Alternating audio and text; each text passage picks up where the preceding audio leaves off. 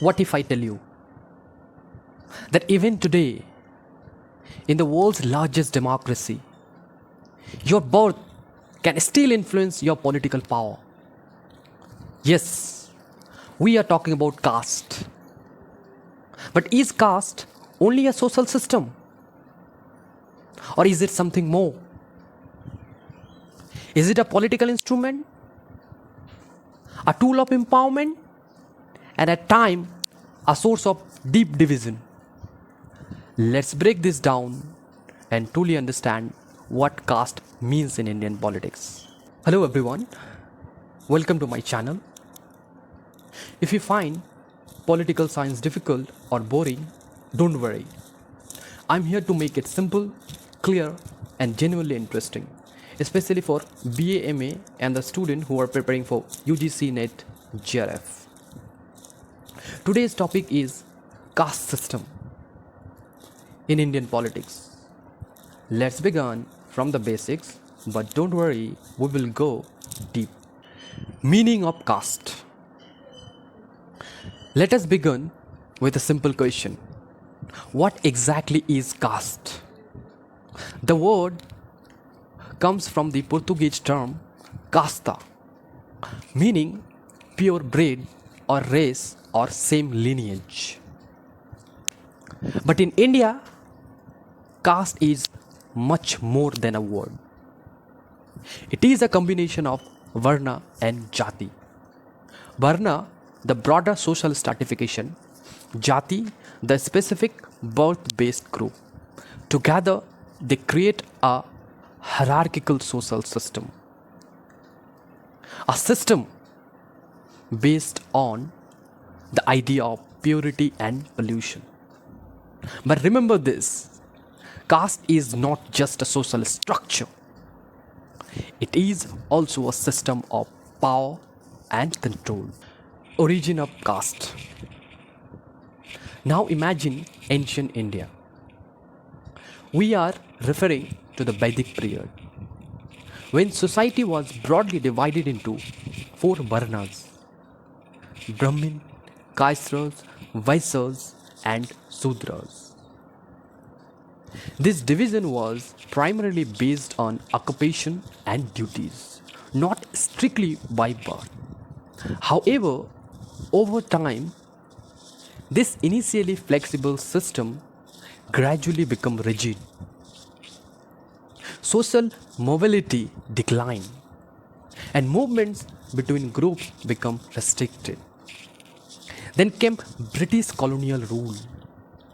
Through instruments like the census system, the British administration classified caste groups and fixed caste identities. This process transformed caste into more permanent and institutionalized system. So what was once relatively flexible became rigid, permanent and politicized. Features of caste system. Now let's quickly understand the key features of caste system. Try to remember these points. First, birth-based identity. The Varna system is based on birth. A person is always born into the caste of his or her father. You cannot change it or deny from it. Second, endogamy. Caste is always about roti beti. Means if you are from a particular caste, then you have to marriage within this caste. It is always support intra-caste marriage and intra-caste dynamic. Third, occupational rigidity. A person born into a caste would only practice the occupation which is associated with that caste, and the occupation continuing from generation to generation. Fourth, hierarchical structure. A person value is based on birth in a particular varna. Each person has a caste, and every caste has a specific value, rank, and order in the ritual hierarchy of caste. Like Brahmin can only become priest and teacher. Kastas can only become warrior and rulers. Vaisas can only become farmer, trader, and merchant. Sudras can only become laborer. And there is another caste which is called untouchable or outcast. They can only become sweeper. Fifth, closed system. It is like very much unequal watertight compartment in which mobility is limited. A person born into a varna must die in that varna only. So in short, caste define who you are, what you do, and where you stand in society. Caste in pre-independence India. Before independence, caste became even stronger. British policies reinforced divisions. Through the administrative practices and especially the census system, they classified and fixed caste identities. In 1932, then British Prime Minister Ramsay MacDonald introduced separate electorate for the depressed classes. Later, the Government of India Act of 1935 officially recognized them as scheduled caste. But this also created resistance. Leaders like Jyotiba Phule, Savitribai Phule, B.R. Ambedkar, E.V. Ramaswamy, who is popularly known as Periyar, Narayan Guru, challenged caste operation in different regions of India. This period created something powerful: caste consciousness. Caste in post-independence India. Now comes the turning point: independence. India adopted democracy. One person, one vote. But did caste disappear? No. Instead, it entered politics. Rise of Dalit, OBC, and vote bank politics. Caste became the basis for political mobilization. Example, Yadavas in Bihar and Uttar Pradesh, Jats and Rajput in Rajasthan, Reddy and Kamas in Andhra Pradesh, Maratha, Brahmin and Mahar in Maharashtra, and so on. The Mandal Commission strengthened OBC representation in politics and jobs. So caste became a powerful tool of political mobilization. That's why thinkers like M.N. Srinivas remark, India does not cast their votes, rather votes their caste.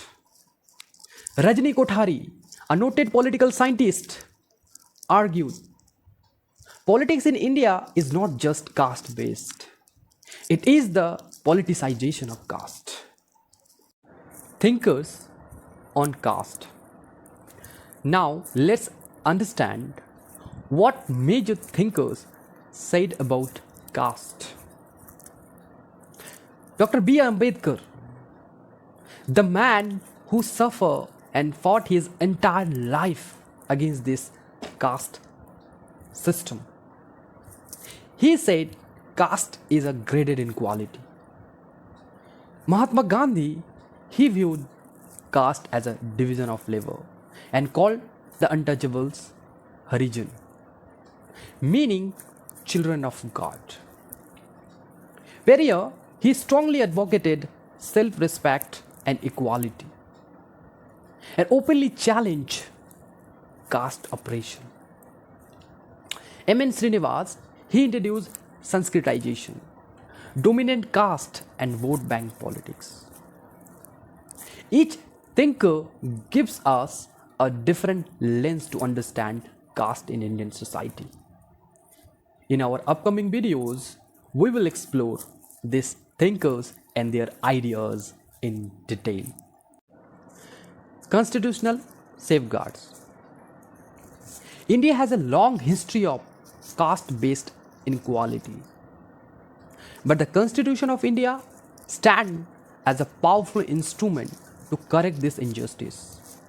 Let us understand how constitutional safeguards work to ensure equality, dignity, and justice for all. Article 14. Equality before law. Article 14 guarantees that every individual is equal in the eyes of the law. No person, regardless of caste, is above or below the law. Article 15. Provision of discrimination. So this article clearly prohibits discrimination on the basis of religion, race, caste, sex, or place of birth. It ensures that no citizen is treated unfairly because of their identity. Article 16. Equal opportunity in public employment. This article provides equal opportunity in matters of public employment. At the same time, it allows the state to make special provision for backward classes to ensure real equality. Article 17. Abolition of untouchability. This is one of the most revolutionary provisions. Article 17 abolishes untouchability and its all forms and makes its practices a punishable offense. Article 46, which is the part of Directive Principle of State Policy, DPSC, which is mentioned welfare of SC/ST. Under this article, the state is directed to promote the educational and economic interest of scheduled caste and scheduled tribe and also the other weaker sections. This provision so that the Constitution does not really talk about equality in history. It actively works to correct historical injustice. India is not ignoring caste. Rather, through constitutional safeguards, it is trying to transform society into a more just and inclusive society. Reservation and social justice. Now comes the most debated issue. Reservation. It is a corrective mechanism for historical injustice. Supports SC/ST and OBC communities. But here is the debate. Is it social justice or does it affect merit? This debate is still ongoing and highly political. Conclusion. So what can we actually take away from this discussion? Caste is not disappearing. It is changing. It is evolving along with society, politics, and economic transformation. Today, caste is not just a rigid social structure anymore. It has also become a source of empowerment, giving voice to communities that were historically marginalized.